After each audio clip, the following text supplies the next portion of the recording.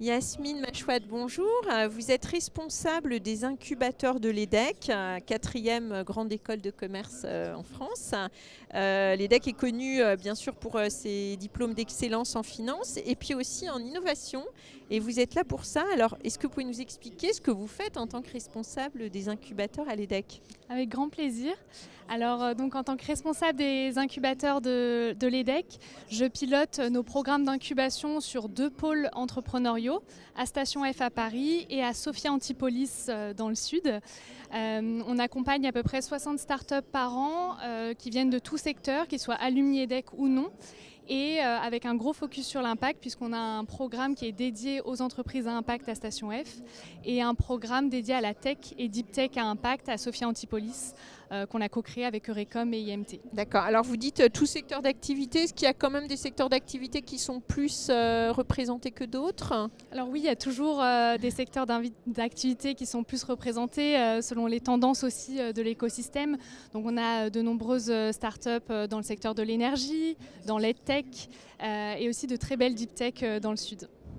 Alors, vous n'êtes pas les seuls incubateurs, allons nous dire. Alors, qu'est-ce qui différencie les incubateurs EDEC des autres incubateurs?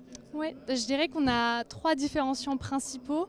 Le premier, c'est qu'on a développé notre propre méthodologie entrepreneuriale qui s'appelle Responsible Entrepreneurship by Design et qui a pour objectif d'aider les entrepreneurs à intégrer la responsabilité dès les débuts de leur projet et au cœur. Donc c'est une méthodologie qu'on a créée depuis le terrain suite à une étude qu'on a menée en partenariat avec Station F pour comprendre les blocages à l'engagement des entrepreneurs. Et on s'est rendu compte même s'il y a beaucoup de bonne volonté, les entrepreneurs ont du mal à savoir comment prioriser, par où commencer.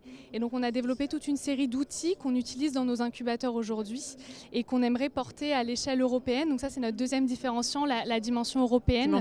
On fait partie d'une coalition d'écoles qui s'appelle Innova, qui regroupe 10 écoles partenaires et avec qui on travaille sur l'engagement responsable. Et puis le dernier point, c'est l'humain, qui n'est pas les moindres.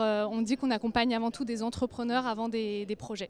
Alors, incubateur EDEC, ça veut dire concrètement combien d'entreprises, combien de jeunes pousses accompagnez-vous aujourd'hui? Donc on accompagne 60 startups tous les ans et on accompagne aussi dans nos programmes de pré-incubation plus de 150 étudiants dans leurs premières étapes entrepreneuriales. Alors, une dernière chose, quel message souhaitez-vous adresser à ceux qui envisageraient de rejoindre l'incubateur EDEC? Oui, alors pour conclure, rejoindre l'incubateur EDEC, c'est avant tout rejoindre une aventure humaine, collective, avec des entrepreneurs, des experts et mentors qui partagent les mêmes valeurs.